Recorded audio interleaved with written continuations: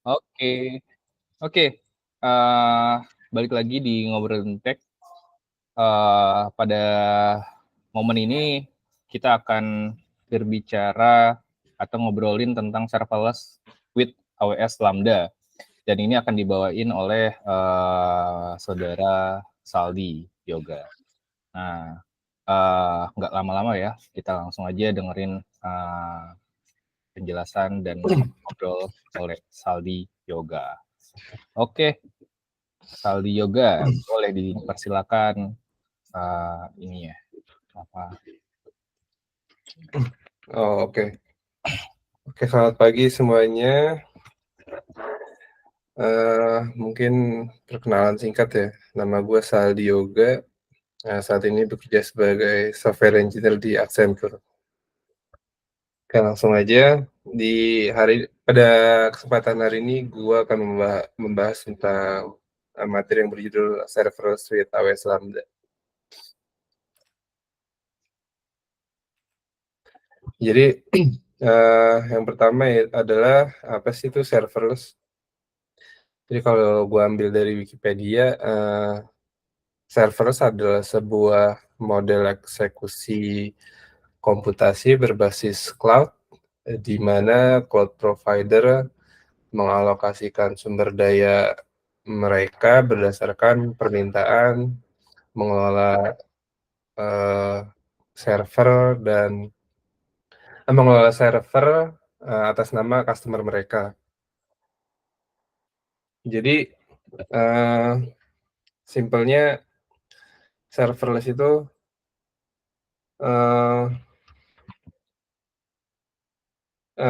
itu apa menyediakan service untuk customer tanpa harus customer pusing-pusing mengelola atau manajemen server mereka.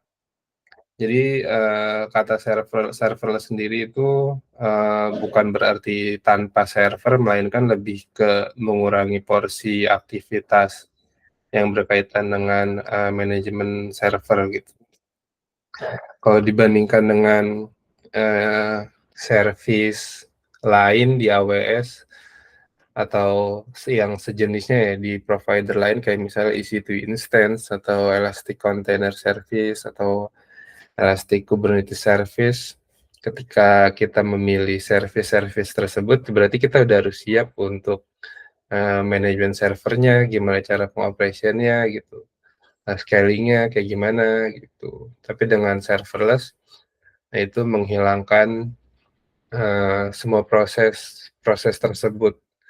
Jadi semuanya fully di-handle oleh cloud provider itu sendiri, contohnya AWS gitu. Oke, lanjut. Jadi example of serverless. Jadi contoh-contoh dari serverless itu sebenarnya banyak ya. Kalau misalnya dikategorikan mungkin kayak ada di sini ada function as a service kayak AWS Lambda dari AWS, Azure Function dari Microsoft Azure, atau Google Cloud Function dari Google Cloud. Dan biasanya hampir setiap cloud provider punya ini sih service function as a service ini. Cuma yang paling populer ini tiga tiga cloud provider terbesar saat ini ya, dari AWS, Microsoft, sama cloud. Contoh provider lain kayak misalnya Alibaba, dia punya service sendiri untuk function as a service namanya function compute, sama IBM tuh dia punya IBM function.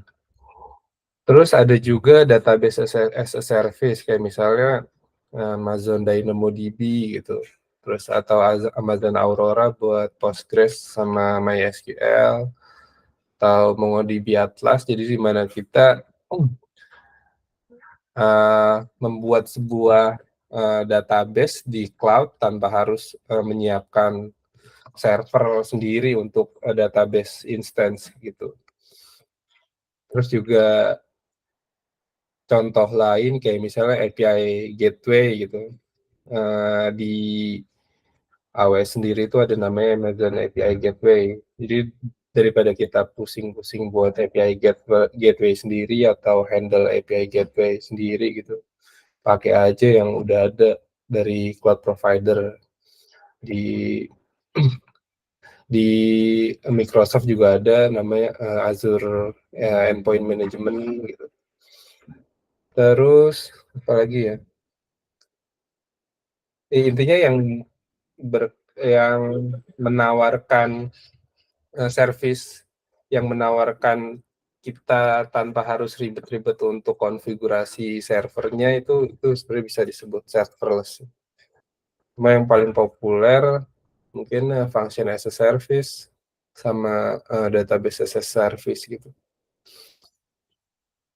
Dan di kesempatan hari ini gue coba pengen membahas lebih detail tentang AWS Lambda-nya. Sebenarnya nggak detail banget, mungkin introduction sama penerapan simpel dari AWS Lambda gitu. Kemudian sebenarnya bagaimana sih serverless itu bekerja gitu.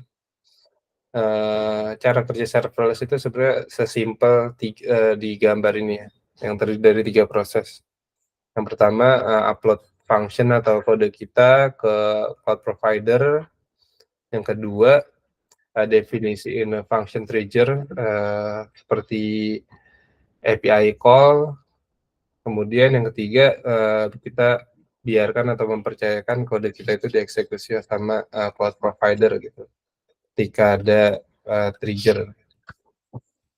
Jadi sesimpel ini sih cara kerja serverless.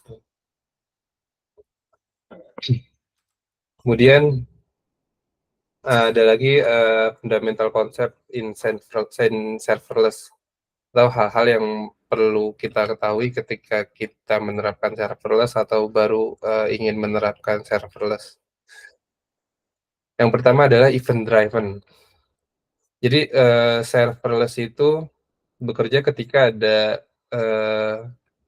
event atau kejadian tertentu gitu. Nah, kayak contohnya misalnya gue punya sebuah fungsi di mana fungsi ini akan dijalankan ketika ada HTTP call gitu. Jadi ketika ada HTTP call di sebuah endpoint langsung mengeksekusi sebuah kode di AWS Lambda. Atau bisa juga kita integrasikan kode atau fungsi kita itu dengan message queue kayak Kafka atau Simple Queue Service dari Amazon. Ketika ada sebuah message baru yang masuk ke sebuah queue, langsung trigger sebuah fungsi gitu. Atau bisa juga event lain kayak scheduler. Kita mendefinisikan scheduler atau cron job untuk mengeksekusi fungsi pada waktu-waktu tertentu gitu. Jadi serverless itu erat banget kaitannya dengan event driven ya. Yang kedua ada durasi. Jadi durasi adalah waktu yang diperlukan fungsi atau kode kita untuk menjalankan fungsi dari awal request sampai akhir request. Jadi biasanya durasi ini dijadikan sebagai parameter untuk pembayaran gitu, bersamaan dengan memori gitu. Jadi kalau misalnya kita punya function, setiap functionnya itu mungkin dieksekusi kurang lebih misalnya 15 detik. Jadi waktu itu yang dijadikan parameter sama cloud provider sebagai pembayaran gitu. Kemudian ada cold start. Jadi cold start ini adalah waktu yang diperlukan sebuah function atau kode kita untuk diinisialisasi atau dijalankan gitu.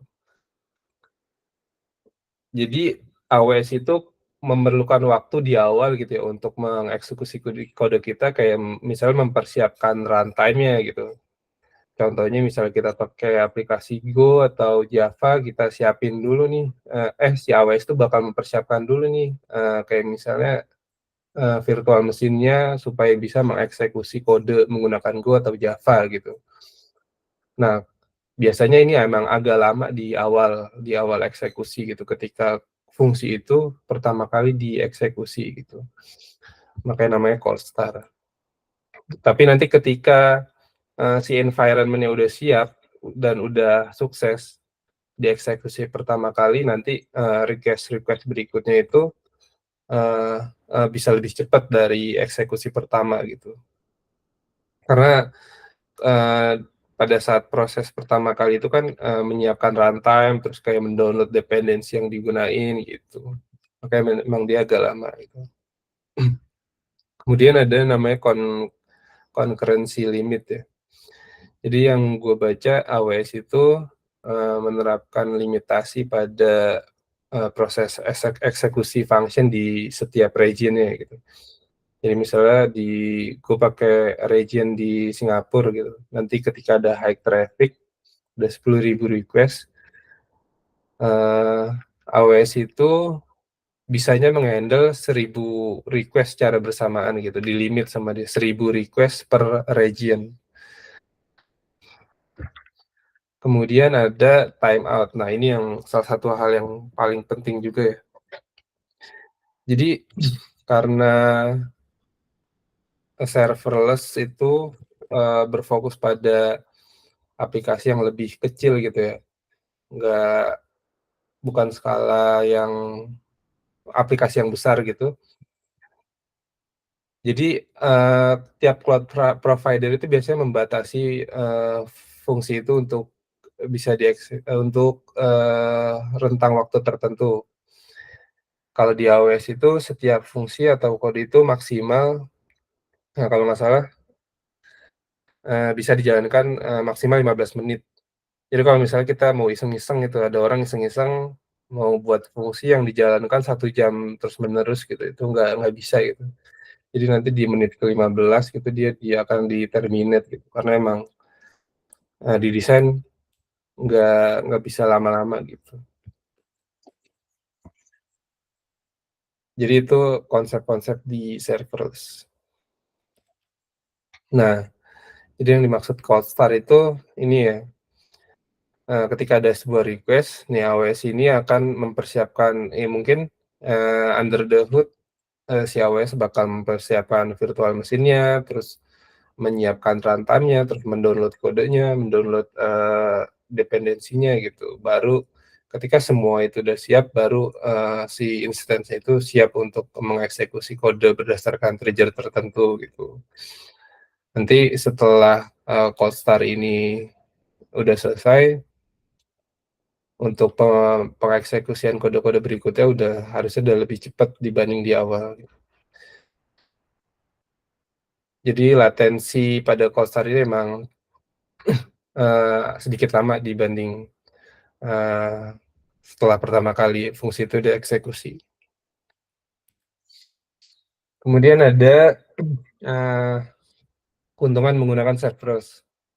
Yang pertama adalah cost. Jadi cost ini adalah parameter yang paling penting ketika menggunakan serverless.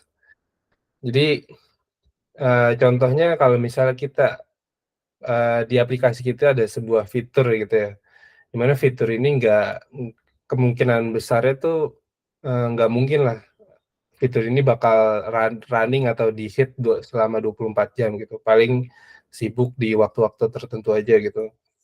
Itu bisa kita menggunakan serverless. Jadi daripada kita harus membuat instance kayak EC2 atau ECS yang running 24 jam dan bayarnya itu ya 24 jam dihitung gitu. Sedangkan kalau misalnya menggunakan serverless ya udah dihitungnya berdasarkan per request, per pemakaian gitu. Jadi sangat menghemat budget sih. Sangat menghemat budget menggunakan serverless gitu. Terus yang kedua ada scalability. Scalability itu kita udah nggak perlu memikirkan caranya gimana sih cara scale function atau kode kita gitu ketika ada high traffic. Itu semuanya bakal di-handle sama AWS-nya atau cloud provider-nya. Jadi ketika ada high traffic, nanti si cloud provider itu bakal mengskalakan secara otomatis berdasarkan request gitu. Ya kalau misalnya request-nya dikit mungkin, makainya satu instance untuk, beberapa request gitu. Tapi kalau misalnya request-nya banyak, misalnya ribuan, nanti dia bakal ngebuat instance sendiri gitu. Beberapa instance lagi untuk, menangani high traffic. Jadi kita udah nggak perlu pusing-pusing lagi sama, cara scaling function atau kode kita gitu. Kemudian yang terakhir itu productivity. Jadi dengan, serverless itu kita fokusnya hanya, ya udah fokus untuk membuat kode gitu, fokus pada bisnis logic aplikasi kita gitu, tanpa harus mempedulikan, gimana cara pengoperasiannya di server gitu, cara manajemen servernya gitu. Jadi fokusnya udah coding-nya aja gitu. Dan yang pastinya ya menghemat waktu kita gitu. Jadi hanya terfokus pada satu hal, yaitu kodenya aja. Selanjutnya ada disadvantage, use serverless. Jadi walaupun serverless itu ada, kelebihannya, ada kekurangannya juga ya. Yang pertama ada loss of control.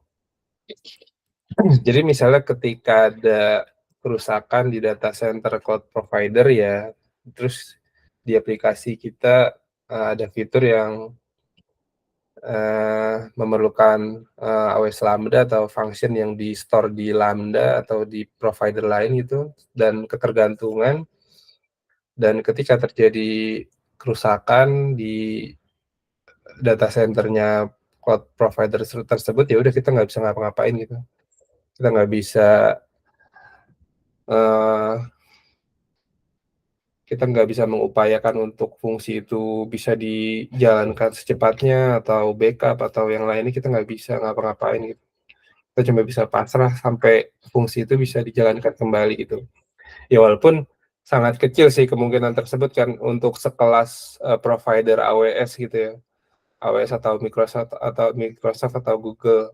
Karena biasanya cloud provider besar gitu menawarkan downtime itu, kemungkinan downtime itu kecil banget ya. Mungkin bisa 99% 99,95% kalau nggak salah tuh. Jadi mereka menjamin kalau aplikasinya itu, bakal berjalan terus gitu. Tapi tetap aja kemungkinan-kemungkinan itu bisa terjadi gitu.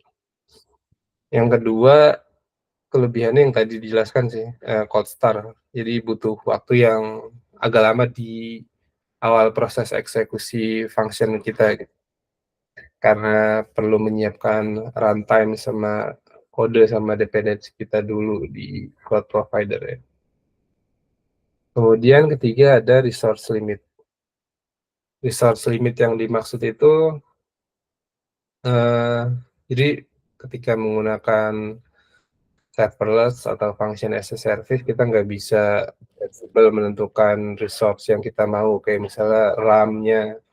Jadi AWS itu kalau nggak salah membatasi penggunaan RAM untuk sebuah fungsi itu kalau nggak salah 10 gigabyte gitu. Jadi lebih dari itu ya nggak bisa. Jadi kalau misalnya ada proses komputasi yang memerlukan RAM gede atau CPU gede itu kayak, emang kurang cocok sih menggunakan serverless. Yang terakhir ada vendor lock-in.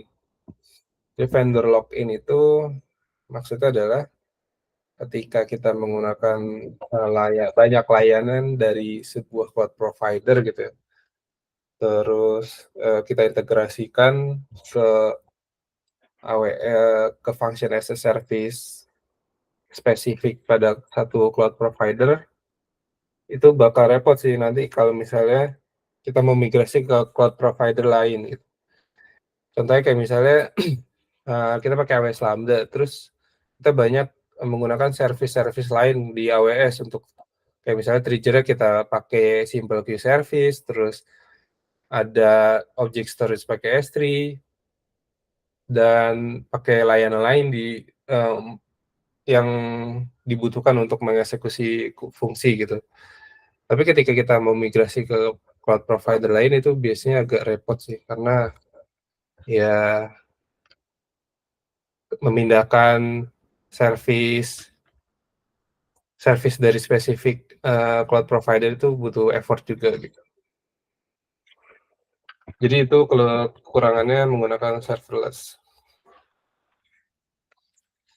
Kemudian berangkat dari konsep serverless tadi, ada framework bagus banget ya namanya serverless framework. Jadi mereka itu sebagai wrapper untuk function as a service dari berbagai macam cloud provider ya, kayak misalnya AWS Lambda atau Azure Function sama Google Cloud Function. Jadi dengan serverless framework ini kita bisa membangun function as a service, terus bisa auto scale dan memudahkan kita dalam operasi atau manajemen dari function atau kode kita gitu. Terus juga serverless ini support untuk berbagai macam framework sama runtime, kayak contohnya Node.js, TypeScript, Python, Ghost, Java, dan lain-lain gitu. Jadi nggak tergantung sama bahasa tertentu gitu. Kalau misalnya kalian coba kunjungi websitenya serverless.com, nanti tampilan kayak gini. Jadi dia itu bakal nge-wrap fungsi-fungsi untuk deploying ke cloud provider gitu. Jadi dengan kita menggunakan serverless, kita fokusnya untuk kodenya aja. Ntar untuk cara deploy ke specific provider itu bakal handle sama serverless gitu. Di sini disebutin namanya zero friction, tanpa hambatan serverless gitu. Karena emang mudah banget sih buat integrasi AWS Lambda menggunakan serverless.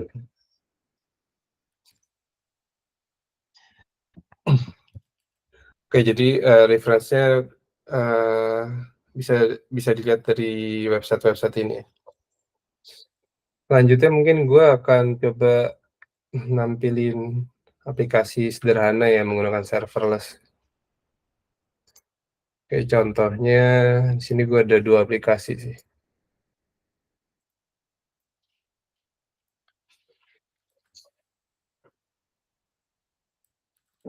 Sini gue punya aplikasi simple gitu buat nge-return hello world aja sih ke serverless gitu.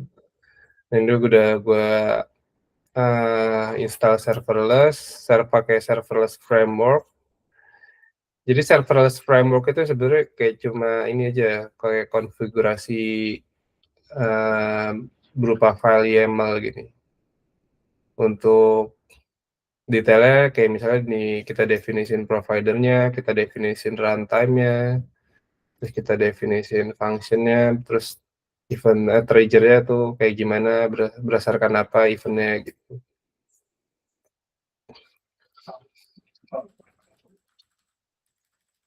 Kemudian gue pengen coba untuk running function yang udah gue buat, terus deploy ke serverless gitu. Deploy ke cloud provider-nya.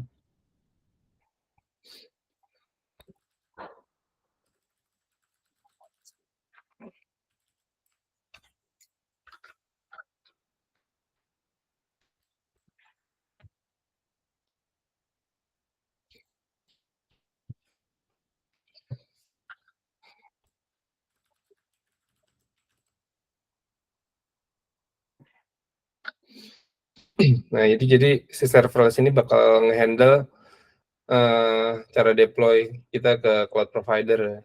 Jadi nanti dia bakal nge-generate file-file kayak gini nih. Jadi file kayak ini kan sebenarnya file konfigurasi ya. File konfigurasi AWS bakal jadi generate sama si serverless tanpa harus kita pusing-pusing definisin sendiri gitu.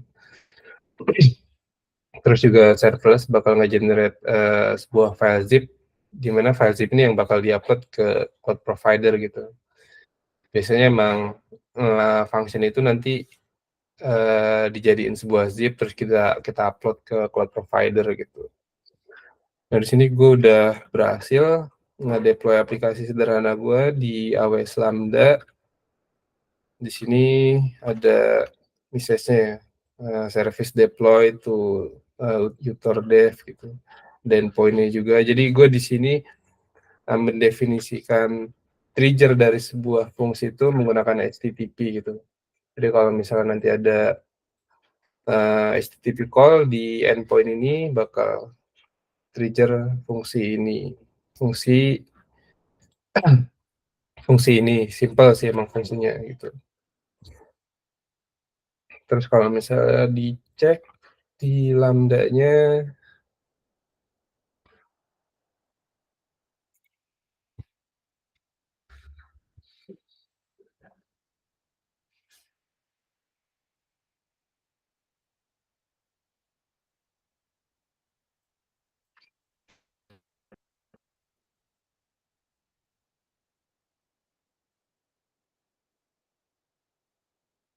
nah dicek di lambdanya ini ada lognya sih. Jadi fungsi ini dieksekusi durasinya kurang lebih 2,84 milisecond gitu, terus menggunakan memori gini gitu. Memorinya cuma 66 MB yang digunakan.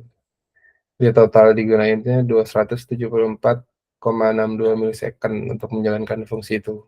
Ini sebenarnya menurut gue hitungannya agak lama ya, karena emang yang tadi gue jelasin ada cold start gitu, ada latensi pada saat eksekusi pertama kali gitu, menyiapkan runtime-nya dulu tuh. Coba kalau sekali lagi, Sal. Gimana? Kalau sekali lagi. Oh, sekali lagi.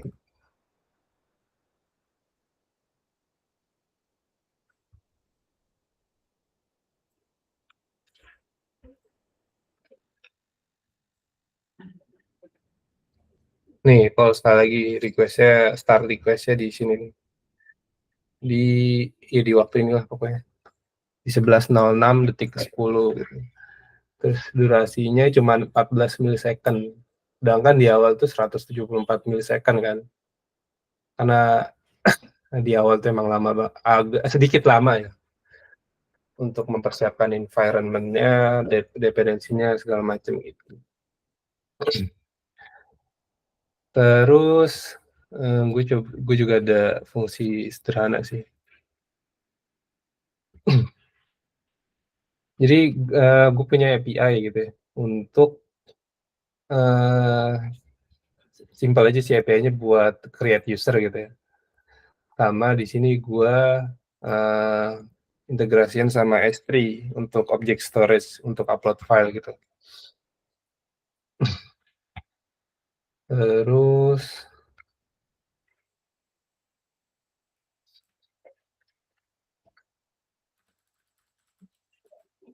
gue pengen coba deploy sama eksekusi fungsi ini. Coba deploy.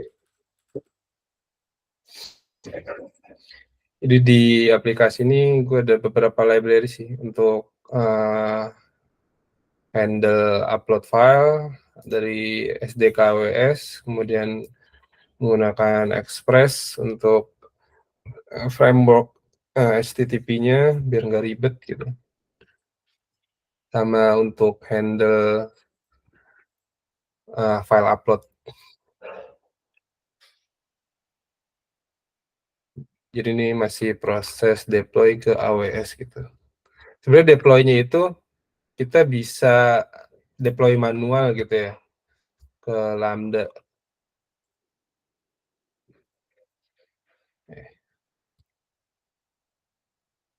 Kita bisa deploy manual, misalnya kita punya file zip sendiri gitu. Kita bisa langsung deploy manual create function. Bisa tentuin runtime-nya gitu.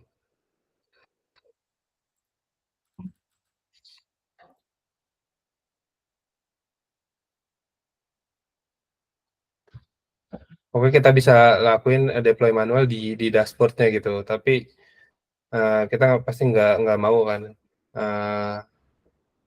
ketika ada perubahan di kode kita deploy manual di dashboard AWS gitu. Nah, makanya menggunakan serverless itu bakal meminimalisir hal-hal kayak gitu.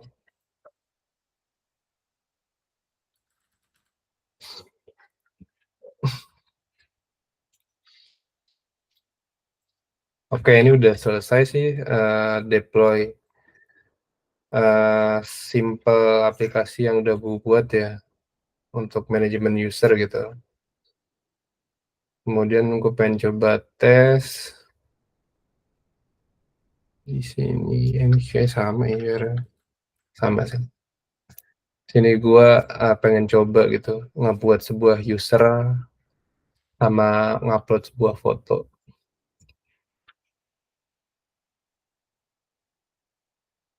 Nah, ini udah berhasil. Kita coba cek di logs-nya AWS tuh gimana.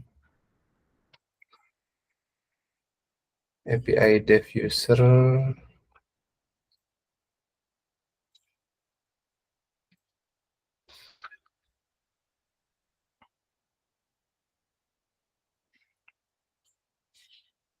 Nah, ini ya pas banget ya.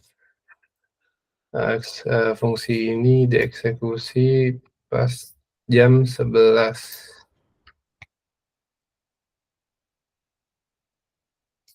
Nah, ini ada di log-nya ada kelihatan. Jadi pertama dia itu mempersiapkan environment-nya segala macam, terus kemudian mendownload dependensinya, kemudian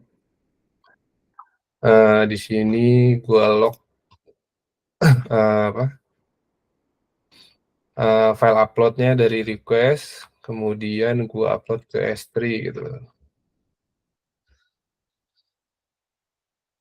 Kemudian waktu yang dibutuhkan untuk mengeksekusi function untuk create user ini 640,83 milisecond. Lebih lama dari yang tadi ya, karena di aplikasi ini ada beberapa library tambahan kayak misalnya Express sama S3 gitu. Kemudian gue pengen coba eksekusi kedua kalinya.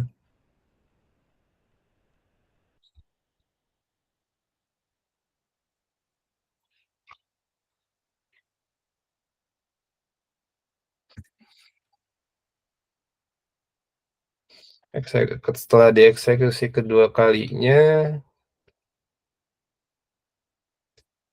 mana yang lama banget loadingnya?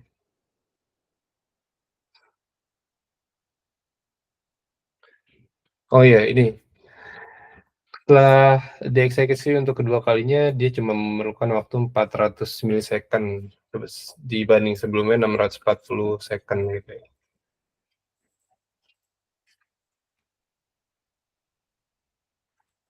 Jadi itu contoh penerapan AWS Lambda gitu.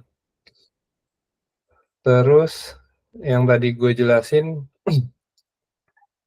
karena serverless itu erat banget kaitannya sama event driven ya, sama event apa sih yang mau kita definisiin untuk men-trigger sebuah fungsi gitu. Jadi di Lambda ini banyak contoh trigger yang bisa kita definisiin. Contoh kayak misalnya yang gue gunain API gateway, jadi berdasarkan HTTP request. Ini ada lagi aplikasi load balancer, mungkin ketika aplikasi kita scaling otomatis gitu, itu langsung menjalankan lambda-nya gitu. Terus bisa juga berdasarkan apa ya, S3 nih, jadi kayak misalnya di S3 itu ada objek baru gitu ya, atau upload file baru gitu.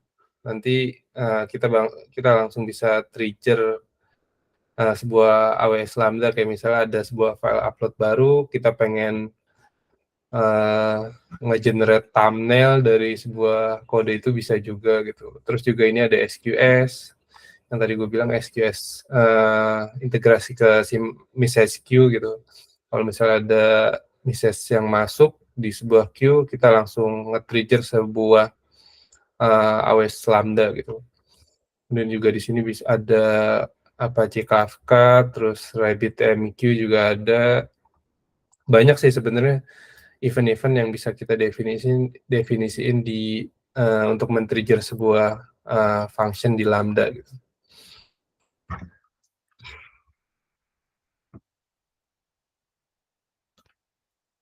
Terus apa lagi ya? Udah sih paling itu aja. Contoh aplikasi sederhana dari AWS gitu. AWS Lambda menggunakan framework serverless. Oke. Oke, udah itu Gal ya. Gal, Sal. Iya, mungkin Oke, berarti mungkin masuk sesi tanya jawab ya. iya, mungkin kalau ada yang pertanyaan bisa langsung tanyain. Mungkin saudara Rival mau tanya. Oh iya, Go. kalkulasi serverless ini tuh gimana sih, Sal? Gimana? Sorry, gimana? Apa namanya, untuk calculate pricing-nya itu? Karena kan tadi Oke. dia bisa bisa scaling up juga automatically ya. Ya, Terus juga tadi juga lu sempat mention masalah berapa lama function itu di-execute gitu. ya benar-benar. Ya, terkait pricing mungkin langsung aja nih kita cek di Amazon Lambda Pricing website-nya. Jadi AWS itu menerapkan harga per request ya. Jadi request itu nanti dibagi lagi sih, ada durasi sama apa ya, kayak resource yang digunain gitu. Jadi di sini contohnya kalau misalnya kita pakai arsitektur x86 gitu, durasinya dihitung per berapa nih? Per gigabyte second. Jadi untuk 6 gigabyte per second per bulan kurang lebih biaya segini nih. Ini menurut gue murah banget sih. Terus juga dihitung berdasarkan request-nya, kayak misalnya di sini contohnya 0,20 dolar per 1 juta request gitu. Jadi dihitungnya berdasarkan ini sih, durasi sama harusnya berdasarkan resource ya. Tadi gue sempat mention RAM sih. Tapi mungkin di AWS di dokumentasi ini berdasarkan arsitektur dari instance yang digunain gitu. Tapi kalau dilihat dari pricing ini menurutku murah sih. Sangat-sangat murah sih harusnya. Tuh, kayak misalnya memorinya 128 megabyte gitu. Dihitungnya cuma 0,000000 berapa. Jadi kita bisa set default memorinya ya? Bisa. Yang tadi gue jelasin, jadi AWS itu bisa didefinisin resource-nya untuk RAM itu maksimal 10 GB. Kalau arsitekturnya mungkin bisa didefinisin pakai arsitektur x86 atau ARM gitu. Tapi nggak se-fleksibel pakai EC2 atau ECS gitu, karena kan dia bisa lebih gede gitu ya, RAM-nya atau CPU-nya gitu. Pak, follow up question dong. Ya memang kalau kita lihat dari pricing di table ini benar-benar murah ya. Tapi gue sempat baca juga di beberapa artikel bahwa penggunaan yang tidak tepat dari serverless itu bisa membuat bengkak juga biaya servernya gitu. Nah, Iya, benar-benar. servernya gitu. Berarti, jadi pertanyaan gue ada dua. Use case apa sih yang paling fit untuk menggunakan serverless, dan case seperti apa sih yang bisa membuat biaya cost dari serverless ini bisa jadi bengkak banget gitu? Oke. Jadi use case apa yang paling cocok ya jika menggunakan serverless gitu. Kalau misalnya use case yang paling cocok tuh menurut gue ya, pertama di era modern sekarang kan ini ya, banyak banget implementasi menggunakan microservice. Menurut gue ketika kita membuat sebuah service, ketika kita identifikasi di mana service ini tuh sebenarnya nggak terlalu butuh untuk running 24 jam gitu. Paling runningnya di waktu-waktu tertentu gitu, kayak misalnya kita pengen buat service untuk otomasi penggajian gitu. di mana di pengajian ini nanti ada sebuah endpoint kayak misalnya untuk manajemen data gaji sama data usernya gitu. Di mana endpoint ini tuh nggak bakal sering di hit gitu. Dan core utama dari bisnis logiknya itu mungkin di tanggal-tanggal tertentu doang ya untuk penghitungan gaji itu. Dibanding kita membuat sebuah instance EC2 atau ECS atau EKS bahkan gitu ya, itu terlalu overkill menurut gua. Jadi kita bisa menggunakan serverless untuk use case itu. Jadi kita buat serverless, kita buat endpoint sama fungsi yang dijalankan pada periode waktu tertentu, dan bayarnya ya udah ketika di waktu fungsi itu dieksekusi gitu. Dibanding kita ngebuat EC2 yang running 24 jam, bayarnya juga 24 jam kan gitu. Terus tadi yang kedua apa sih pertanyaannya, Mas? Sorry. Iya, case seperti apa sih yang bikin cost dari serverless itu jadi bengkak? Ya, mungkin case yang bikin serverless itu bengkak itu ya untuk komputasi untuk function yang memerlukan komputasi resource yang besar gitu sama waktu yang besar. Kayak contohnya mungkin apa ya? Mungkin AI itu nggak cocok sih pakai AWS karena dia butuh resource yang besar gitu kan. Entah CPU atau RAM sama waktu eksekusinya tuh pasti lama banget gitu. Sedangkan AWS Lambda ini membatasi sebuah function ini cuma bisa dieksekusi 15 menit gitu. Jadi kalau misalnya kita punya function yang dieksekusi terus-menerus gitu selama 15 menit dan membutuhkan resource yang besar, contohnya kayak RAM sama CPU yang besar, itu kurang cocok menggunakan AWS gitu. Jadi use case yang cocok kayak misalnya membuat API, terus kayak membuat function, specific function kayak misalnya mungkin bisa notification service gitu. Ketika ada trigger misalnya create user, kita bisa ngirim notifikasi email gitu. Dibanding menggunakan EC2 kita bisa pakai AWS Lambda gitu. Jadi itu sih biasanya untuk komputasi yang membutuhkan resource besar sama waktu yang lumayan lama itu nggak cocok. Mungkin gue boleh lurusin ya, kayaknya belum kejawab deh maksudnya rival pertanyaannya. Jadi maksudnya rival itu mungkin kan ada di artikel atau di forum-forum luar sana itu ada yang bilang katanya serverless itu bisa membuat juga, ini kan efisiensi cost berarti ya kalau yang lu tadi jelasin Sal gitu.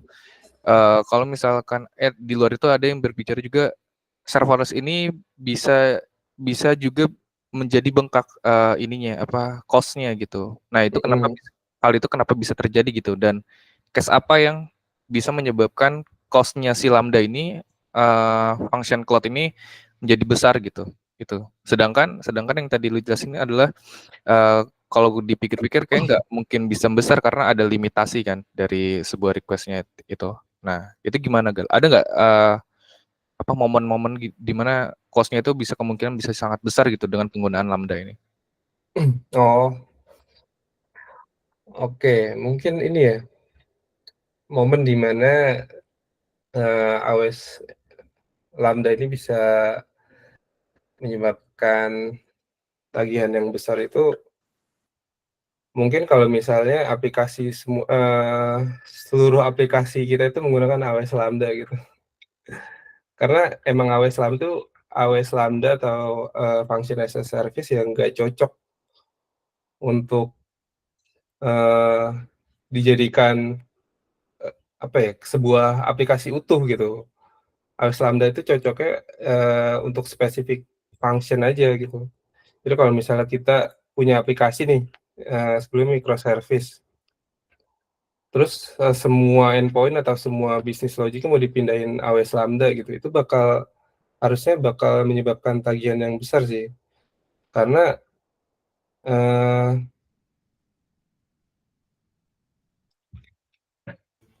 Karena waktu lanjut.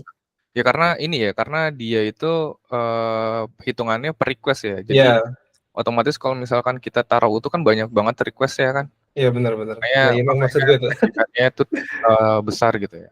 Iya. Jadi mungkin momen yang membuat aplikasi tagihan bengkak itu ya si user itu menggunakan AWS Lambda untuk keseluruhan aplikasinya gitu. Bukan untuk spesifik use case atau spesifik function gitu.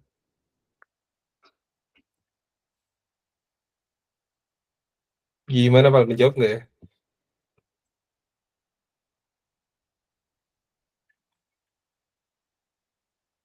Iya, menjawab. Berarti memang ada yang kayak Farhan mention juga ya, purpose dari gue bisa simpulkan purpose dari function as a service ini untuk decreasing cost untuk sesuatu hal yang kecil yang bisa dihandle dengan sesuatu hal yang kecil juga, daripada kita buat instance baru dan lain sebagainya untuk hal yang kecil kayak overkill banget akhirnya. Dan ya gue melihat udah mulai jelas kebutuhan dari purpose dari function as a service ini. Iya benar, untuk menyederhanakan sebuah proses lah untuk menjadi yang lebih kecil lagi gitu. Itu cocok untuk pakai AWS. Jadi emang AWS Lambda ya maksudnya. Jadi AWS Lambda itu emang cocoknya untuk use case tertentu aja, nggak semuanya bisa dihandle sama AWS Lambda gitu. Kalau misalnya dipaksakan semua use case pakai AWS Lambda ya mungkin itu tagihannya bisa bakal besar banget gitu. Apalagi kalau misalnya aplikasi kita tambah besar gitu, traffic tambah besar, kalau semua ketergantungan dengan function as a service ya pasti trade off-nya ke tagihan gitu.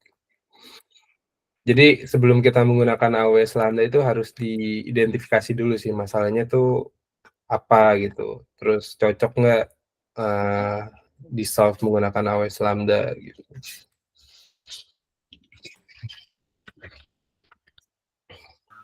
Oke. Kejawab. Siapa Saudara Ripal? Aman.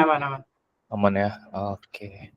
Kalau dari gue sih mau tanya, enggak sih ya, enggak ada, soalnya tadi udah dijelasin terkait kenapa resource itu, kenapa di awal itu lama gitu.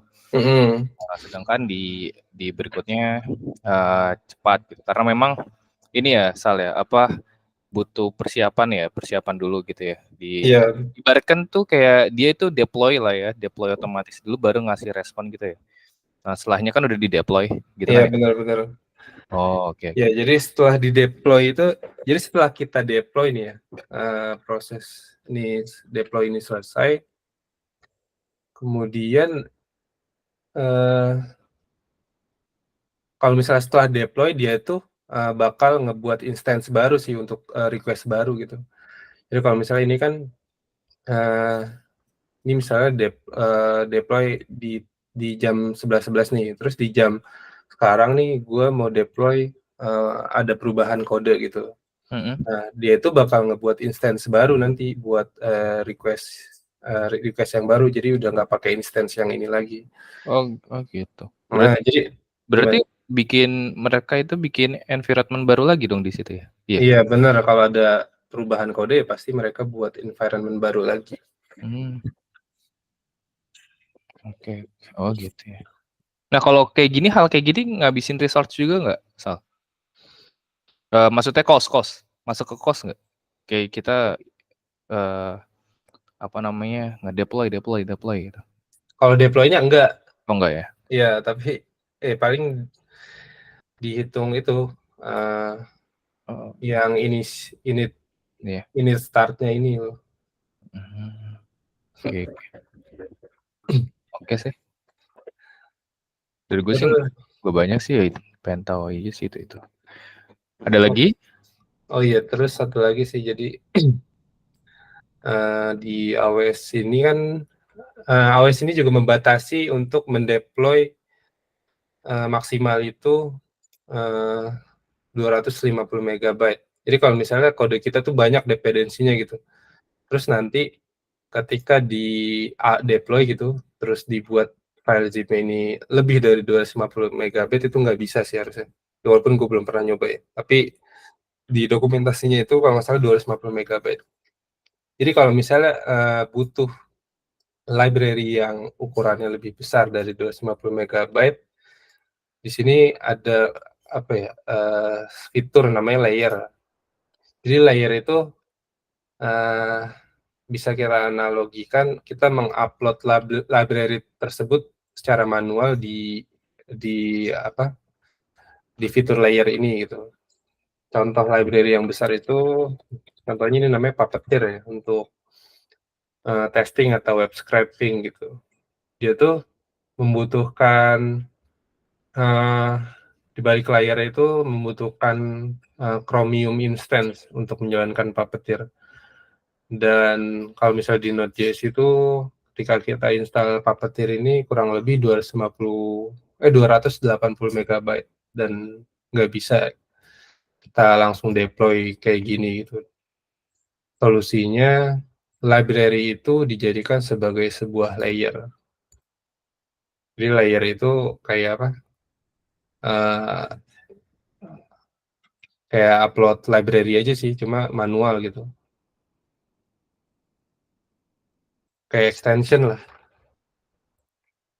Kayak extension atau plugin gitu.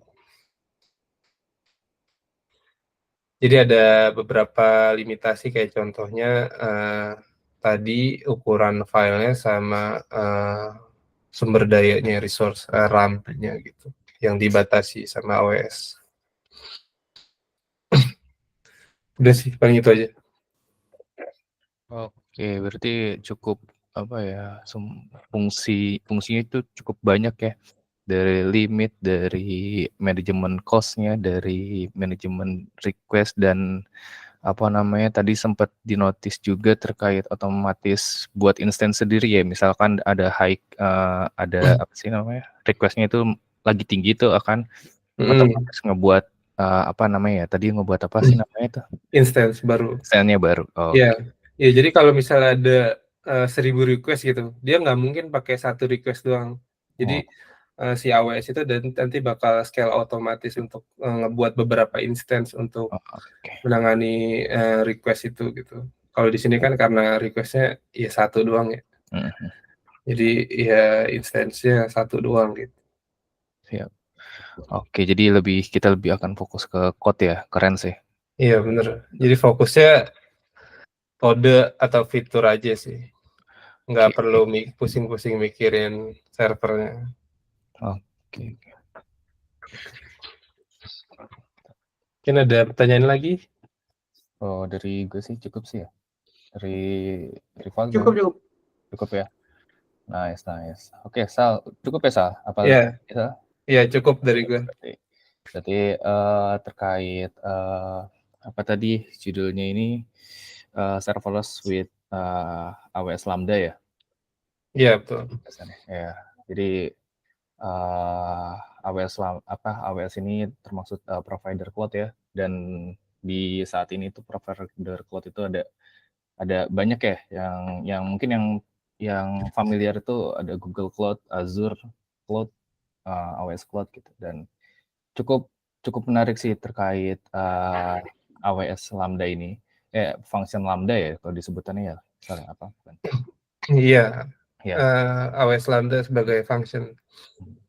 Dan cukup simpel sih ya, dari penerapan code, terus apa namanya, kita membuat tipe triggernya apa, dan nanti akan ngasih return seperti apa sesuai code kita gitu kan ya. Iya, betul.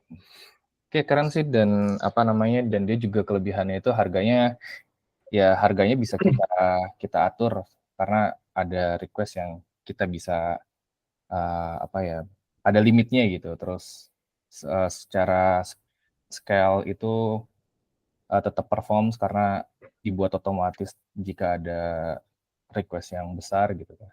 Namun kekurangannya itu sih Sal, apa tadi itu ketergantungan ya, andaikan ada something yang tadi lu bilang itu yang error dari sistem cloud-nya gitu, kita ya. Iya, walaupun kecil kemungkinan ya untuk sekelas AWS, tapi tetap aja harus diperhitungkan juga. Mantap, terus sama ya itu sih ya. Dan ini terbantu juga karena ada framework tadi Sal ya, serverless. Iya, serverless framework. Oh iya. Mantap. Coba gue mau nunjukin ini sih, serverless. Boleh. Jadi kalau kita kunjungi serverless website ini, dia itu emang awalnya fokusnya ke AWS Lambda doang sih. Nah, tapi mungkin seiring berjalannya waktu, dia juga memikirkan untuk support ke banyak provider gitu. Sini contohnya kayak misalnya ada Azure, Google, Tencent gitu, Alibaba Cloud gitu. Ini cloud provider yang disupport sama serverless. Oh, berarti bukan hanya AWS ya? Iya, tapi by default di dokumentasi ini tuh kebanyakan pakai AWS Lambda. Siap. Oke. Terus lagi, kalau kita lihat di GitHub ya, ini emang support untuk banyak runtime atau bahasa pemrograman gitu.